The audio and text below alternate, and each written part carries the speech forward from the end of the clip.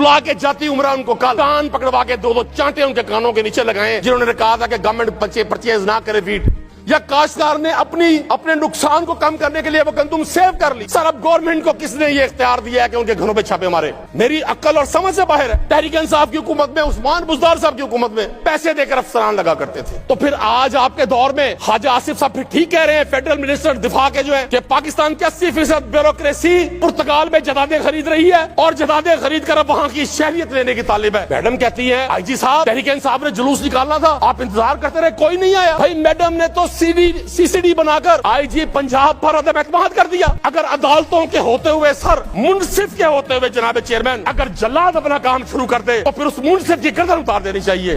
आपके तजदीद वफा का नहीं इम्कान जाना, आपके तजदीद वफा का नहीं इम्कान जाना, याद क्या तुझको दिलाऊं तेरे पैमा जाना, यूं ही मौसम की अदा देख कर याद आया है किस कदर जल्द बदल जाते हैं इंसान जाना।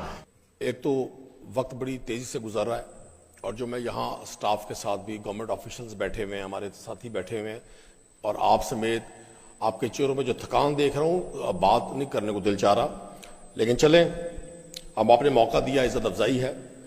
किसी शायर ने कहा था फूल की पत्ती से कट सकता है हीरे का जिगर, फूल की पत्ती से कट सकता है हीरे का जिगर, मर्द नादा पर कलामो नर्म नाजुक बेअसर। जनाब चेयरमैन बड़ी खूबसूरत गुफ्तगू दोनों साइड से हुई, लेकिन जब भी हमें बात करने का मौका मिलता है हम अपने आप को आने वाले मौर्रख की नजर में सुरखरू करने के लिए बात करना चाहते हैं। हमें इस बात का 100% यकीन होता है कि जमहूरियत के जो दो कंपोनेंट हैं गवर्नमेंट और अपोजिशन,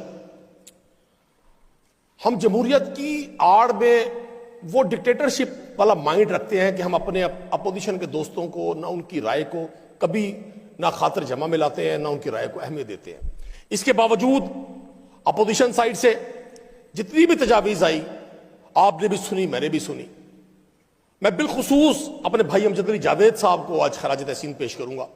हमारे यहाँ रिवाज नहीं है ये, और ये हमारे सिस्टम की बदनसीबी है। हम अपने से मुखालिफ सोच रखने वाले शख्स की शाइस्ता, खूबसूरत और महज़ब बात को भी इस खौफ से उसको अप्रिशिएट नहीं करते कि हमारे दोस्त हमें क्या कहेंगे, लेकिन हम इन खौफ से बालातर होकर मैं समझता हूँ ये वो चिराग हैं जो इस सारे अंधेरे में रोशनी का किरदार अदा कर रहे हैं।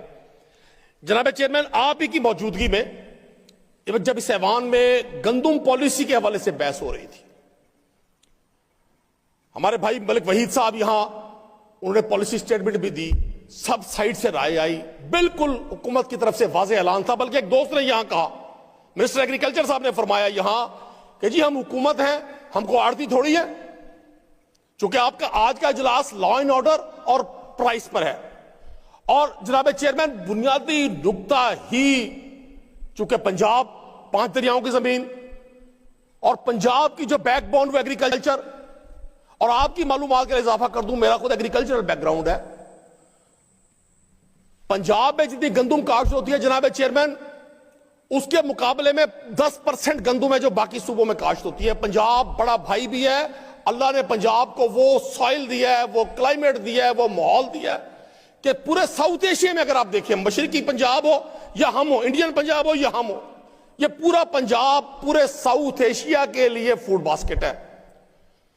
तो अगर पंजाब ने बड़े भाई का रोल प्ले करते हुए एक पॉलिसी दी कि जी हमने फ्री मार्केट करनी है, गंदुम परचेज नहीं करनी, और उस वक्त किसान रो रहा था, एहतजाज कर रहा था, किसानों की मुख्तलिफ तंजीमात या लाहौर की सड़कों पर आपकी पुलिस से डंडे और लाठियां खा रही थी, प्रिंट मीडिया पे, इलेक्ट्रॉनिक मीडिया पे उनका एहतजाज चल रहा था, और जनाब चेयरमैन गवर्नमेंट साइड से भी उस वक्त अमजद अली जावेद जैसे दोस्तों ने और हम जैसे दोस्तों ने, जो कारखाने में तूती की आवाज है, हमने उस वक्त मिन्नत की थी कि आप इस पॉलिसी को रिव्यू करें। और आज मैं चाहूंगा आपके जरिए, ये जो हमारे चंद यहां दोस्त बैठे हैं और पार्लिमानी सेक्रेटरी साहब जो हैं बड़े शाइस्ता शुस्ता और कानूनदान हैं, मैं चाहूंगा मेरा ये पैगाम आज की CM साहब तक पहुंचाया जाए कि खुदारा जरा जाती उमरा में कल उन फैसला साजों को जिन्होंने आपसे ये फैसला करवाया था कि गंदुम की खरीदारी नहीं करनी मैडम, चूंकि हमारा सियासी इख्तलाफ अपनी जगह, वो बहरहाल नवाज शरीफ की बेटी हैं, 3 बार वजीर आजम रहे हैं, कोई सियासी शख्स इतने जालमाना फैसले, अवाम खुशी के फैसले नहीं कर सकता जितने जालमाना फैसले मौजूदा दौरे हुकूमत में ये पीएमएलएन की गवर्नमेंट कर रही है। और खुशी के शादियां ने बजाते हैं, यहां बड़ी बड़ी तारीफ और तौसीफ की। और मैं मैडम से कहूंगा बुलाएं अपने उन मुशीरों को, अनइलेक्टेड मुशीरों को जो हमारे पास रिपोर्ट्स हैं, क्योंकि आपके वुज़रा को तो हमने बेबस पाया है। यहां मुझे नहीं समझ आती किसी वजीर ने, किसी मुंतखब नुमाइंदे ने यह पॉलिसी बनाई हो। बुला के जाती उमरान को कल कान पकड़वा के दो चांटे उनके कानों के नीचे लगाए जिन्होंने कहा था कि गवर्नमेंट परचेज ना करे वीट। सर, जब गवर्नमेंट ने वीट परचेज नहीं की, लोगों ने औने पौने बेची। मैंने उस वक्त कहा था 3500 से 4000 मन काश्त है, कीमत है प्रोडक्शन की गंदुम की।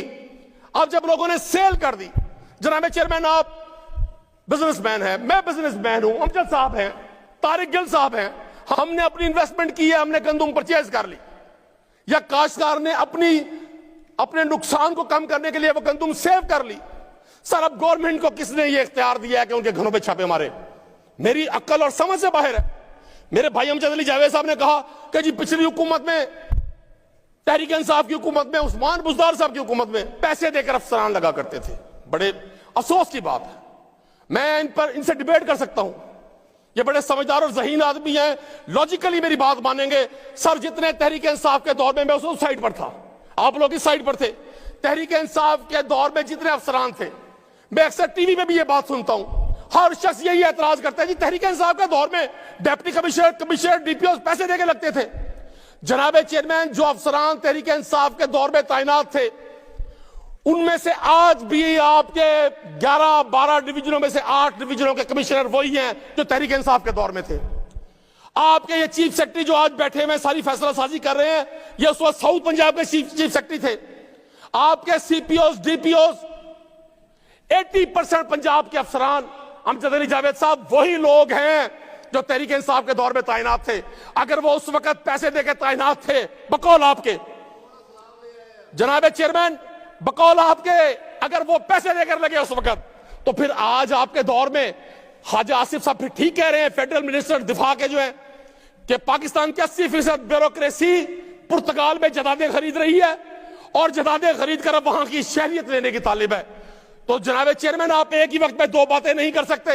या आपका तहरीक इंसाफ पर लगाया गया इल्जाम झूठ था, या फिर आपके आज के दौर में वो लाकानूनियत बची हुई है जिसकी कोई मिसाल नहीं है। आप कैसे कह सकते हैं कि लॉ एंड ऑर्डर की सूरत बेहतर है?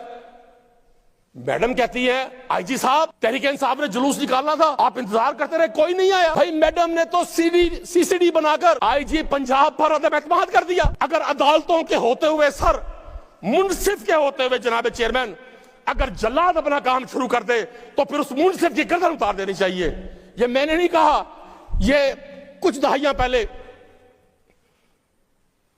एक जमीकियन शायर था, उसने कहा कि जिन मुआशरों में मुजरिम कवानीन बनाए वहां इंसाफ की तवक्को नहीं हो सकती। और नेल्सन मंडेला ने कुछ अरसा पहले कहा था, वो चला गया दुनिया से जदोजहद करके, उसने कहा था गुर्बत इंसाफ से खत्म होती है, जबर और ताकत से खत्म नहीं होती। मुझे हैरानी इस बात की है कि बजाय इसके कि हमारे यहां हुकूमती साइड से लोग अपनी लीडरशिप पर ये प्रेशर बिल्ड करें कि आपके होते हुए गंदुम परचेज ना करने की पॉलिसी बनी थी, अब आप गंदुम लोगों से छीन रहे हैं। आपने निजाम अदल को फेल कर दिया, आपने सीसीडी बना दी। मुझे बहुत सारी जगहों पर सीसीडी की वर्किंग पर बड़ा मैं अप्रिशिएट करता हूं जाती हैसियत में, मेरी जमाती पॉलिसी नहीं है। मैं देख रहा हूं कि जब जुर्म और गुंडागर्दी, स्ट्रीट क्राइम इस हद तक बढ़ेगा, लोगों को रोकने के लिए कोई स्टेप लेना पड़ेगा। लेकिन सर, आपके स्टेप ने क्या किया? आपके स्टेप ने मौजूदा एग्जिस्टिंग सिस्टम को नो कॉन्फिडेंस कर दिया, कोई माने या ना माने। जनाबे चेयरमैन, आज मैं अपने भाई को सुन रहा था, राना अरशद साहब को, बड़ी खूबसूरत बातें की। पाकिस्तानी जवानों के हवाले से इनकी गुफ्तगू में बड़ी तब्दीली थी। पिछली बार जब ये यहां थे और तहरीक इंसाफ वहां थी, इनकी गुफ्तगू डिफरेंट थी। मुझे एक शायर का शेर याद आ गया, राना अरशद साहब भी तशरीफ ले आए हैं। आपके तजदीद वफा का नहीं इम्कान जाना, आपके तजदीद वफा का नहीं इम्कान जाना, याद क्या तुझको दिलाऊं तेरे पैमा जाना, यूं ही मौसम की अदा देख कर याद आया है, किस कदर जल्द बदल जाते हैं इंसान जाना। यही वो लोग थे जो उस वक्त के जवानों पर तनकीद किया करते थे। आज ये अपने हुकूमत, अपना इक़्तिदार, अपने इख्तियारात, अपनी ताकतें, अपना जुल्म, अपना जबर, अपनी गुंडागर्दी बचाने के लिए जवानों की आड़ लेकर हर बात बुनियाने मरसूस, भाई बुनियाने मरसूस हुआ। पाकिस्तान के जवानों ने जंग लड़ी, पाकिस्तान के जवानों ने जंग जीती, जवानों की वजह से ये मुल्क कायम है।